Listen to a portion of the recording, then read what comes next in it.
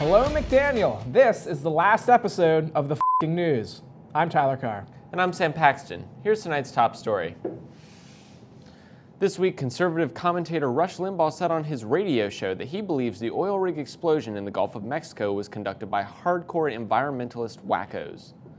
Let me put this in terms Rush Limbaugh can understand. Environmentalists love the environment. They wouldn't blow up an oil rig, cause an oil spill the size of Delaware, and destroy the environment just for attention. That'd be like a group full of, I don't know, pill addicts flushing tons of Vicodin down the drain. A survey released this week shows about half of parents of teenagers friend their children on Facebook.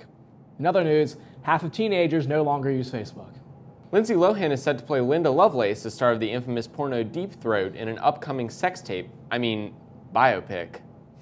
It was announced this week actor Corey Haim died from natural causes, not a drug overdose as previously believed.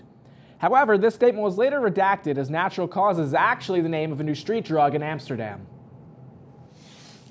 Bret Michaels was recently released from the hospital after suffering from a massive brain hemorrhage. Doctors say he faces 4 to 6 weeks before he will fully recover. Recent polls show that no one gives a shit. Fans of Justin Bieber sent death threats to reality star Kim Kardashian after the two attended the White House Correspondents' Dinner in Washington, D.C.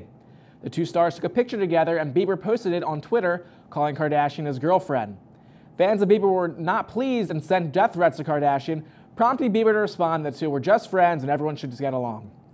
Later on Twitter, Bieber tweeted that he lost his virginity, causing millions of teenage girls to commit suicide around the world. And now we go to the Puppet Pundit.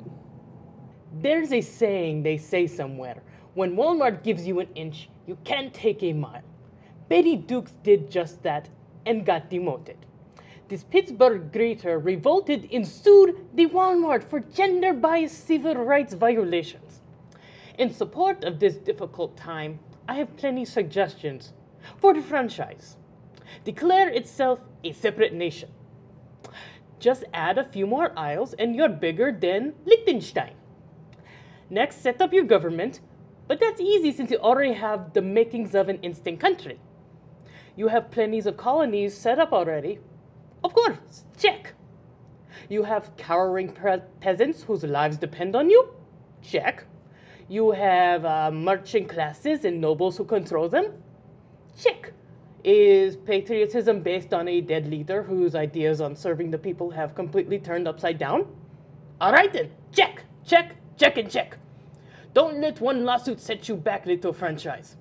If anything, it should push you closer to a United States under low, low prices. Back to you, Sam.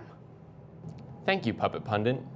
On May 1st, International Free Comic Day in Australia, a comic book store owner while dressed as Spider-Man stopped a thief from stealing an X-Men comic book worth $150 from the store. The man was killed later that day trying to web sling off the roof. The so-called Geezer Bandit in California robbed his 8th bank in 9 months on Friday, April 30th. He's described as a 60 to 70-year-old man with thin gray hair wearing a baseball cap and blazer and carrying a small revolver. My guess is Grandpa's pension ran up when the economy tanked and he had some way to spend his time. A study published this week shows 10% of 18 to 25-year-olds believe it is okay to text message during sex. The study also shows 10% of 18 to 25-year-olds are having really boring sex. Canadian mountaineer Jamie Clark is set to scale Mount Everest later this month. He'll make the climb in a newly designed supersuit made of a few millimeter thick silicon material designed to trap heat. I wonder if they'll bury him in it. And now for the f***ing sports report.